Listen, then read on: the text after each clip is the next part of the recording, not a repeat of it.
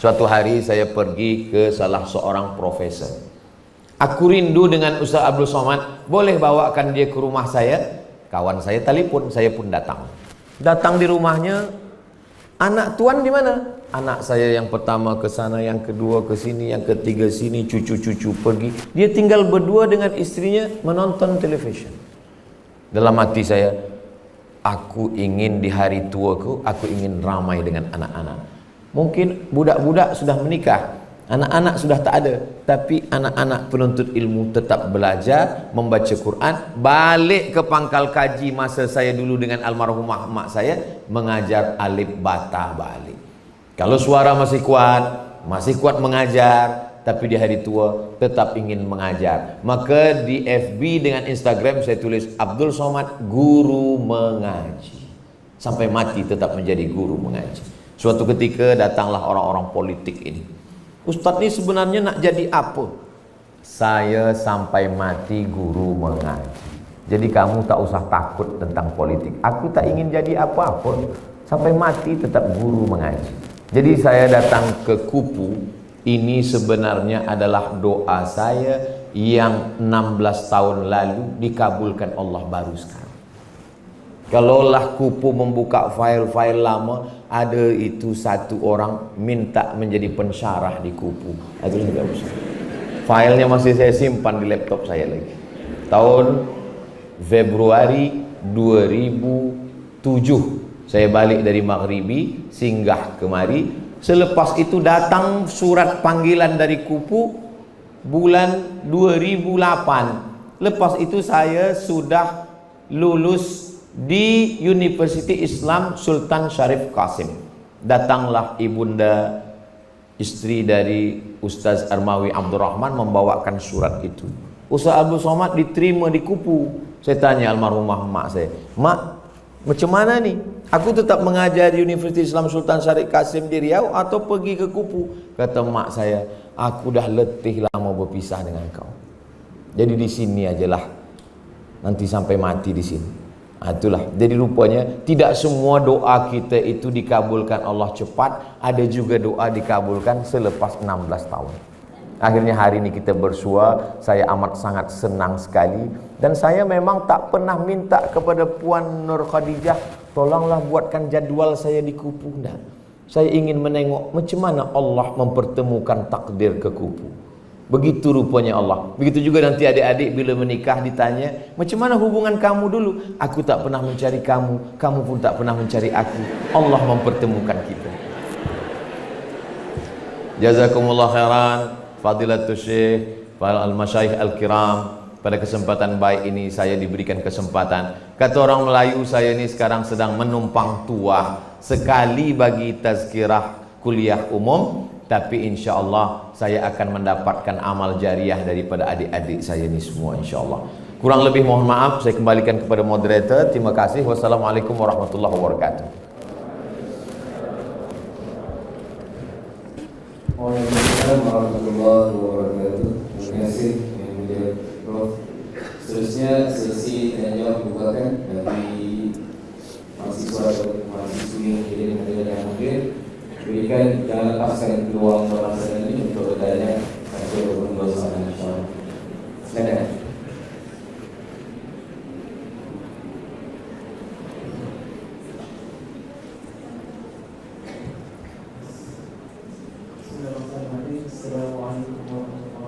Waalaikumsalam.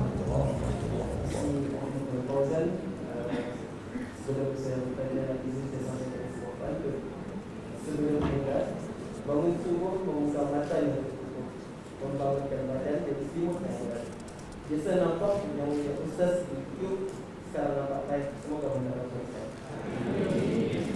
InsyaAllah seandainya yang Ustaz, apakah niat yang sebenarnya atau sepatutnya ditanamkan dalam hidup sebagai seorang pelajar atau muslim ilmu agar kita mendapat keberkatan di Allah. Mungkin pada kebiasaannya mereka mengatakan belajarlah kepada Allah, belajarlah untuk mendapat Allah.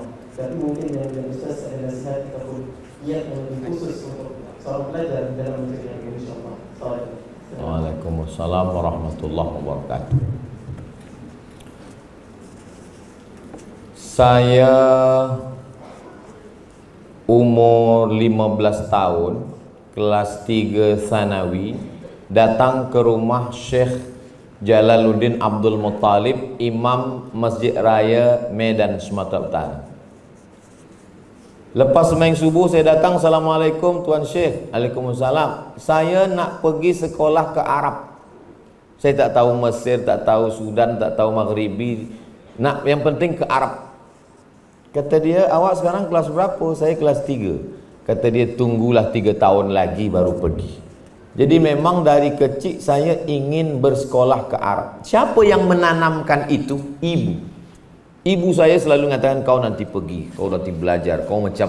Sebab ibu saya ini punya datuk, namanya Syekh Abdul Rahman. Syekh Abdul Rahman ini belajar di Makkah, murid dari Syekh Ahmad Khatib Al-Minkabawi, Imam Masjidil Haram, meninggal tahun 1916. Jadi setiap tahun ada haul. Masa haul itu dibacakan biografi dia. Maka itu menanamkan di dalam pikiran, kamu mesti belajar. Jadi saya dulu belajar niatnya hanya ingin membahagiakan ibu, tak lebih tak kurang daripada itu. Jadi kalau hari ini Allah berikan lebih daripada yang saya cita-citakan, lebih daripada yang saya inginkan, saya menganggap itu semua adalah barokah daripada ibu. Jadi adik-adik saya, penuntut-penuntut yang masih ada ibunya, ayahnya, senangkan hati mereka. Balik dari kupu, tunjukkan, tengoklah mak, natijah saya tinggi. Walaupun sebenarnya mereka tak faham, mereka senang hati. Kalau belum boleh menyenangkan hati mereka, jangan susahkan hati dia. Dia bukan main senang hati kalau menengok kita pakai kopiah, pakai baju Melayu, kita ke masjid, senang hati dia bukan main. Saya tanyalah makcik yang dulu dengan almarhumah mak saya, apalah yang dilakukan mak malam itu? Malam dia meninggal, kata makcik itu, dia biasa pukul 2 sembahyang tahajud, selepas itu dia berzikir, berdoa, selepas itu dia makan sahur, sebab setiap Isnin dia puasa hari Isnin Khamis. Selepas itu dia buka YouTube, dia tonton tazkirah engkau, menunggu azan subuh. Tapi dia tak pernah sekalipun memuji. Memang ibu begitu, orang tua kita tidak pernah mengatakan kau hebat, tak pernah. Dia selalu merendahkan kita. Macam mana aku tazkirah tadi mak? Kau bagi tazkirah macam orang marah mengamuk-ngamuk. Macam mana tazkirah tadi mak? Mana baca ayat cepat macam itu, tak ada lagu. Dekat rumah saya ada surau Al-Ma'mur namanya. Lalu kemudian di situ tiap petang ada tazkirah. Ustaz tu bagi tazkirah. Mak saya balik, apa kata dia? Memang hebat ustaz kami di surau. Lepas tu dia pergi haji. Yang membimbing haji itu sahabat saya, kawan saya. Balik haji, apa kata dia? Balik umrah. Kalau kau boleh tazkirah macam pembimbing kami, itulah hebat betul tazkirah. Orang tua senangkan hatinya. Insya Allah niat baik itu yang akan ridha Allah fi ridha walidain. Karena memang datangnya niat kerana Allah, ingin menolong agama Allah, itu nanti datang belakangan. Saya setelah selepas umur sekarang inilah, baru mula masuk ke hutan tahun 2014. Masuk ke hutan. Sampai sekarang kita ada program setiap 6 bulan sekali, ada yang 3 bulan sekali, ada yang 4 bulan sekali. Masuk fakir miskin, anak yatim, ke hutan, tahfiz, semua itu datang belakangan. Tapi niat di awal adalah menyenangkan hati orang tua. Wallahu a'lam.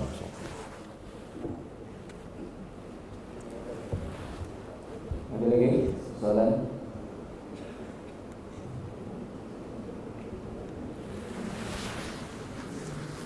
Kalau ada daripada ini kena WhatsApp ni, kemudian Prof. Ya. Ada alamat pesan.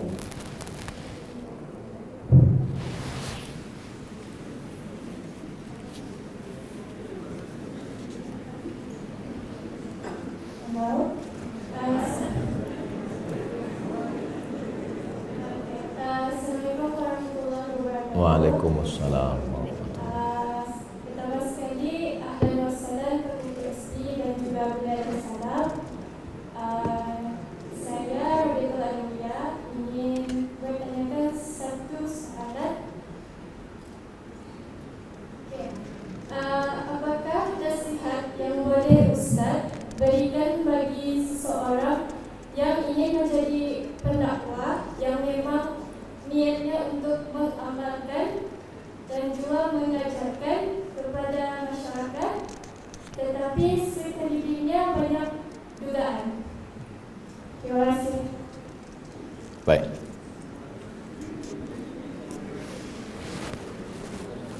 Ada 3 orang yang dia tidak pernah mati abadi.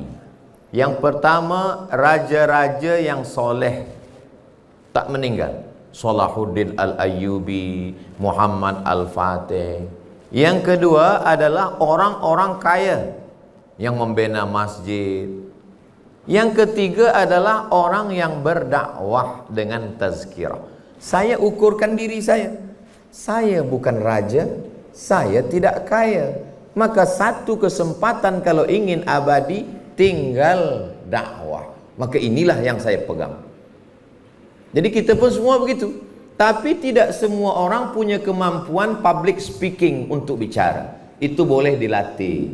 Nanti datangkan yang ahli dalam bidang public speaking. Atau kita rakamkan, kita rekodkan. Bila dulu ada namanya musabaqah tilawatil Quran, sekarang kita buatkan pula dalam rangka menyambut bersempena dengan menyambut tahun baru hijrah, musabaqah vlog, musabaqah video pendek tazkirah. Di situ nanti bila kita dengar, kita tahu kesalahan, kekeliruan kita. Selepas kita buatkan channel YouTube free, buat Instagram, buat TikTok, buat Facebook, upload video-video pendek 1 minit, 3 minit, 10 menit.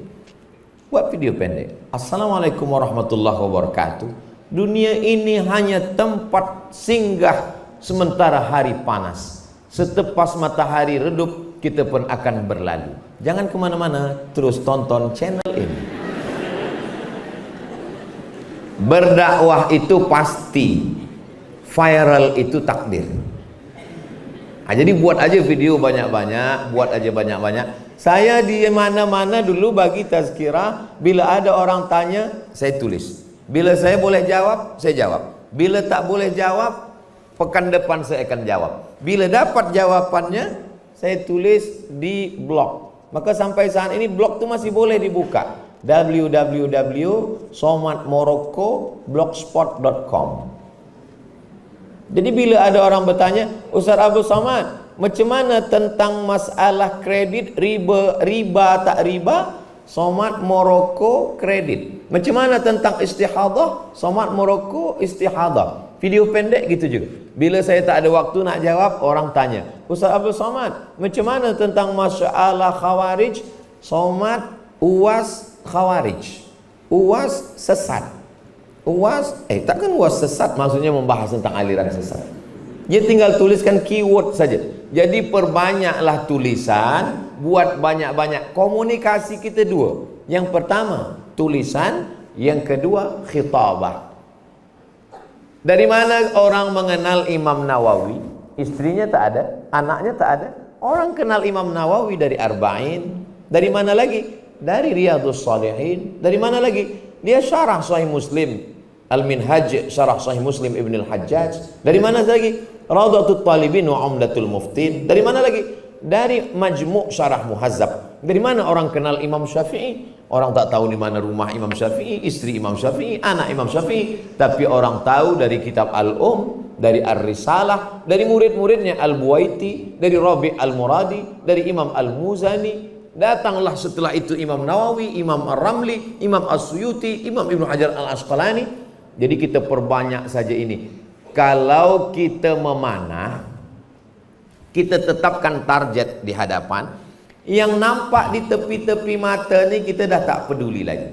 Kita tetapkan panah, maka kita fokus saja ke hadapan. Yang nampak di tepi mata kita dah tak peduli lagi. Sampai pada puncanya kita tak peduli lagi antara like and dislike. Kita tak peduli lagi komen orang. Sanjung tak membuat engkau membumbung, caci maki tak membuat engkau murung. Ustaz Abdul Somad dah sampai ke situ? Belum. Jadi macam mana Ustaz boleh sabar membaca komen-komen yang ada di Instagram, yang ada di YouTube itu? Saya baca tapi tak boleh balas sebab saya tak ada password. Kita bagi pada orang lain. Halakam ru'un lam ya'rif qadrahu. Orang celaka adalah orang yang tiada tahu siapa dirinya. Jadi bila ada terbaca yang baik, tulis, masuk blog, buat video pendek, masuk. Maka insya Allah itu menjadi amal jariah. Kita mati tapi kita meninggalkan sesuatu yang tak hilang di telan zaman. Wallahu a'lam. Baik, ada satu soalan daripada kiriman WhatsApp yang dibawa. Ketua mengenai ingatan, kuat ingatan, terutama bagi ibu-ibu, mungkin pensyarah-pensyarah wanita ni perlu, supaya lebih kuat ingatan, terutama untuk menghafal tarikh dan sebagainya. Ada orang yang mengatakan beza lelaki dengan perempuan. Perempuan ini bila hati dia tenang, itu dia kalau dibawa belanja. Itu kata orang, bukan kata saya, kata psikolog. Jadi ketenangan itu, di mana letak ketenangan itu? Memang ada sesuatu yang tak terelakkan, faktor umur. Jadi saya merasakan itu dulu. Bila ada soalan lepas tazkirah, memang dari awal-awal balik 2008, 2009, saya kalau bagi tazkirah 1 jam, lepas tu saya buka soal jawab. Subuh, lepas baca kitab 1 jam, lepas tu solat sunat isyraq 2 rakaat, soal jawab. Saya kumpul semua soalan. Selepas tu boleh saya jawab. Soalan 1, soalan 2, soalan 3, soalan 4. Sekarang, satu orang soal 3, saya tanya, apa tadi yang pertama? Itu memang ada sesuatu yang tak terelakkan. Tapi yang kedua adalah mungkin sebab kita ulang-ulang. Maka kata orang Melayu, hafal kaji kerana diulang, pasal jalan kerana dilalui. Jadi bila kita ulang-ulang terus, kita baca-baca balik lagi. Dan memang kita di Azhar memang terbiasa untuk buat khulasah. Jadi saya masuk yang program Azhar 2 termin setahun. Keluar muqarrar bulan September, imtihan bulan Desember Januari. Keluar muqarrar bulan Mac, imtihan akhir sanah bulan Julai Ogos. Jadi manakala muqarrar ni keluar lebih kurang 200-300 muka surat, saya baca 3 kali. Baca pertama, ini muqarrar, ini kamus. Kamus yang saya pakai kamus bahasa Indonesia Al-Munawwir. Tulis. Maka saya tidak dari pondok, saya dari sekolah biasa. Maka muqarrar saya tu macam hutan, pokok beringin, banyak betul akar-akar dia adalah. Lepas baca pertama, baca kedua, saya bagi yang ayat-ayat saya hafal, yang hadis-hadis saya hafal, yang cakap ulama saya hafal. Yang tak boleh dihafal, penting saya tulis pakai garis merah, yang agak penting hijau, yang tak penting tak ada garis. Baca ketiga, saya baru buat khulasah. Semua saya khulasah, tulisannya saya buat kecil supaya kawan tak boleh pinjam. Mat, engkau tak ada bawa muqarrar? Aku baca muqarrar, kepala aku pening, tak boleh bawa. Jadi mana semua engkau baca nak imtihan exam ni? Ni ada 2-3 lembar. Boleh aku copy? Copylah. Tak jadilah, kecil betul. Jadi kebiasaan memanglah dari dulu begitu. Kenapa? Apa sebab? Saya di Fakulti Usuluddin 14 subjek. Bila tidak lulus 3 subjek, maka kita mesti ulang. Bila tak lulus 4 subjek, maka kita mesti berarti tidak habis. Saya dapat minhah dirasiyah scholarship dari Azhar. Bila tidak lulus satu kali, dia potong 25%, 2 kali 50%, 3 kali tak naik tingkat, balik tidak dia bagi tiket, siap-siaplah naik rakit dari Sungai Nil ke Sungai Siak. Jadi memang ada rasa ketakutan itu, dan kita terbiasa. Kata orang Melayu, alah bisa karena biasa, karena membiasakan diri. Tapi yang hilang tetap juga hilang. Wallahu a'lam. Alhamdulillah, terima kasih yang mulia Prof. Bagi sekali bagi pihak College University Berdaulat Sudawal melakukan jutaan terima kasih kepada yang mulia Prof di atas ceramah yang disampaikan. Semoga ilmu yang dikongsikan dapat mengamalkan oleh pelajar College University Berdaulat Sudawal. Dan Prof ini izinkan saya membuat kesimpulan ceramah pada hari ini dengan beberapa rangka pantun. Pergi kedai membeli baju dibeli berwarna hijau. Andai ingin negara maju, pastikan otak kita terjaga. Otak kita perlu dijaga dengan ilmu dan berkah. Kubur tapi akan sentiasa terjaga kerana warganya mengutamakan berkah. Sekian, wabillahi taufiq wal hidayah. Assalamualaikum warahmatullahi wabarakatuh. Anak raja membeli katun dalam tradisi Melayu, pantun mesti dibalas. Ini hanya setakat meneruskan tradisi Melayu sahaja. Anak raja membeli katun dijaga jangan sampai kotor. Saya tak lagi berpantun sebab dah habis diambil moderator.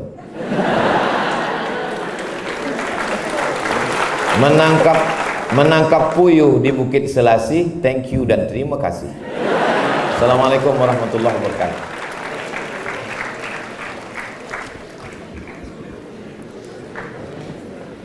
Welcome.